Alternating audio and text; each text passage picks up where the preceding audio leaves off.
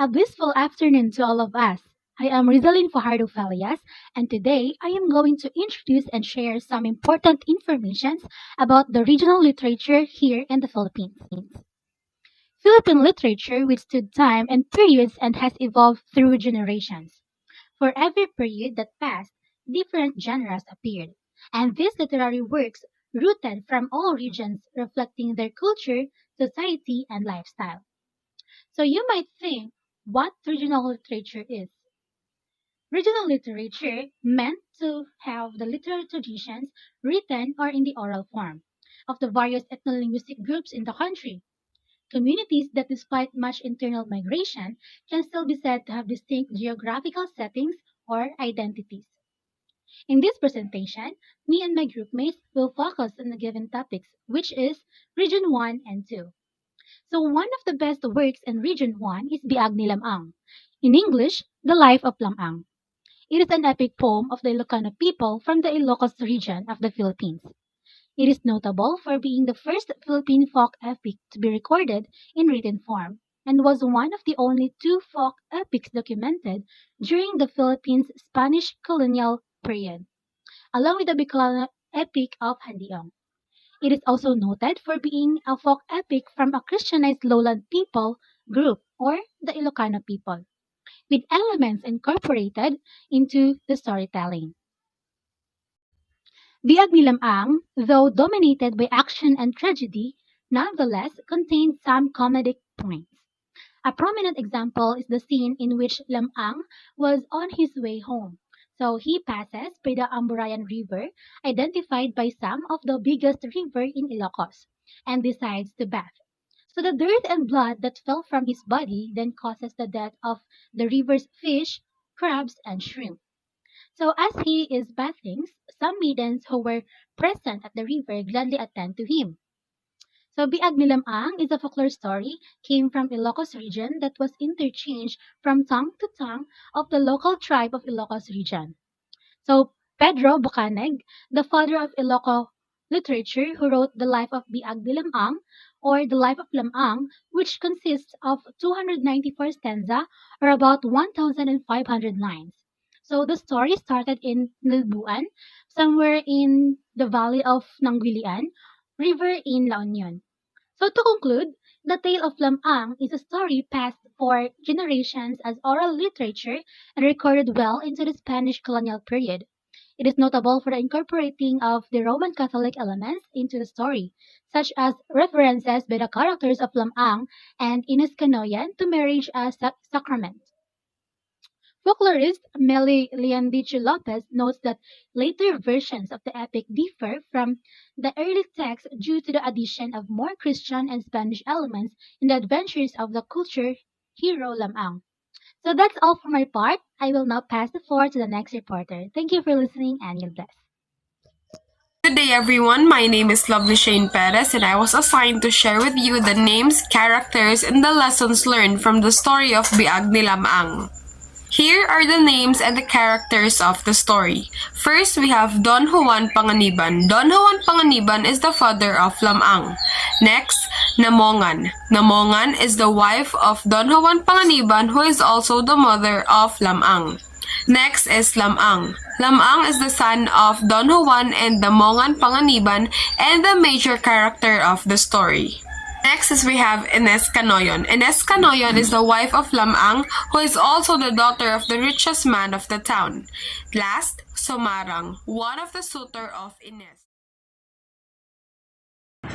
Once again, good day everyone. Now let's proceed to the summary of the story, Biag ni Lamang. Biag ni Lamang is a quite long epic story, but today I will just explain it shortly about how the epic happened. So, Don Juan and his wife Namungan live in Nalbuan, now part of the La Union in the northern part of the Philippines. They had a son named Lamang. But before Lamang was born, his father went to the mountains to punish Igorot enemies.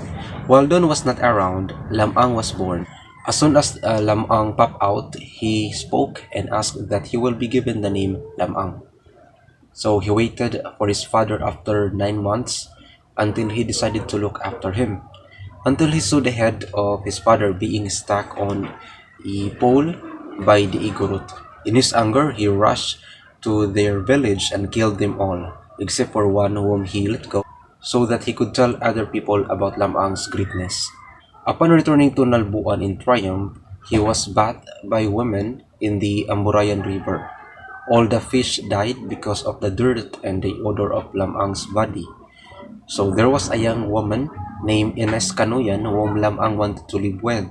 So Lamang, with great power, he successfully impressed Ines' parents. He defeated other suitors and married her.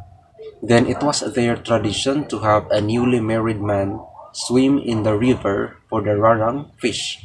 But unfortunately, Lamang dove straight into the mouth of the water monster named Berkakan.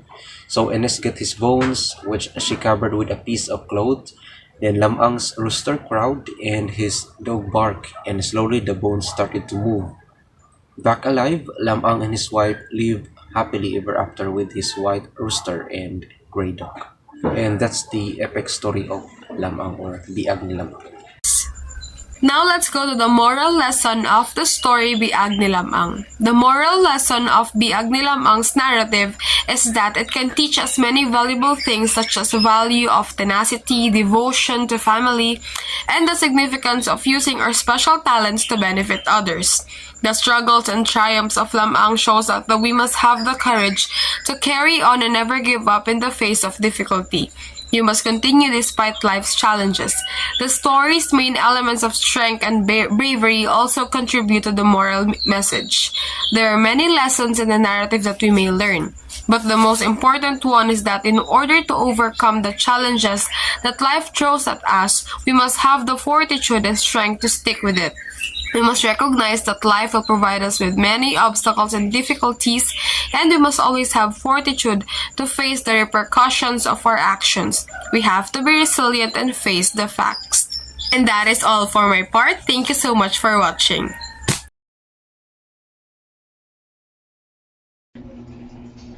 Good day everyone, my name is Christine Amsnining and I am assigned to discuss about the Magat River's characters. Alright, so without any further ado, let's proceed. So in this legend, so we have Magat and Maiden. So which was Magat was described as husband of the maiden. Magat was also described as the strong, handsome, tall, great hunter, round, young, strong, fast, obstinate, strong-willed, kind, gentle, solitary, curious, and Magat as the protagonist of this story. Wherein, Maiden was also the wife of Magat, the beautiful girl, the crocodile, and also the protagonist, and which was also described as the flat, beautiful, modest, and lovely.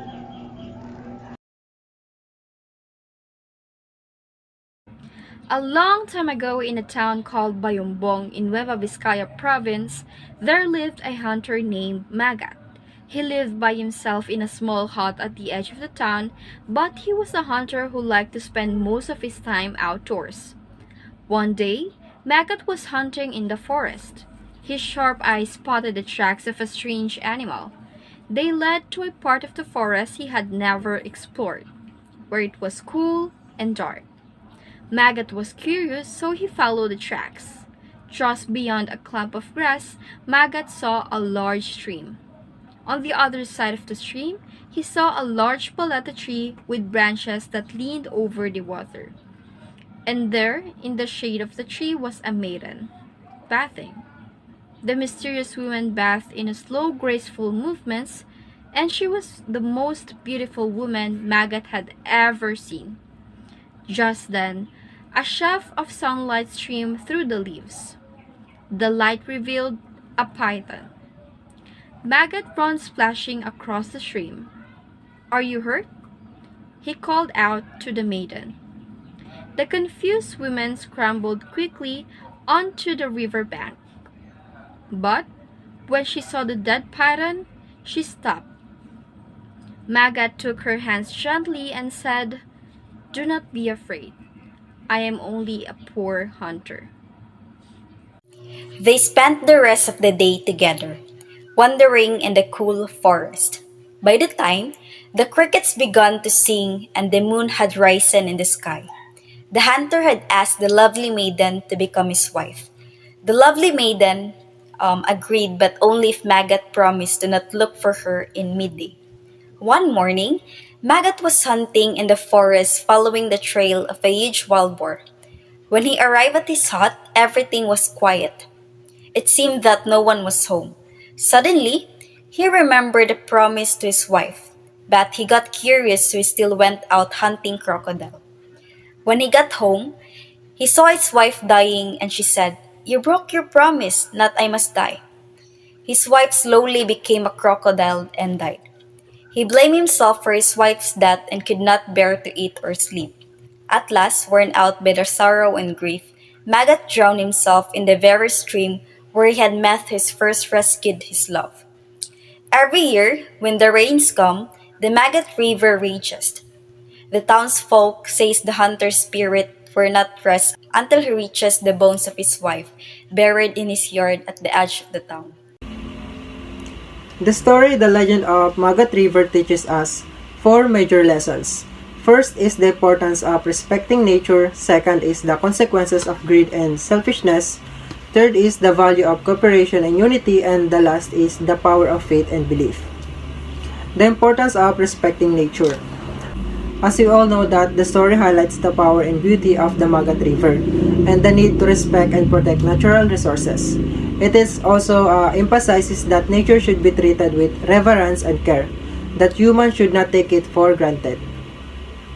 The consequences of greed and selfishness. The Magat River is said to have become angry and caused floods and destruction because of the greed and selfishness of the people who live nearby. The legend teaches that selfish actions have consequences and can harm others, including innocent people who have no part in the greed. The value of cooperation and unity. In the story, the people come together to offer a sacrifice to appease the Magat River and prevent further destructions. This emphasizes the importance of cooperation and unity in the times of crisis and how working together can lead to positive outcome. Last, the power of faith and belief. The legend also highlights the power of faith and belief in higher power.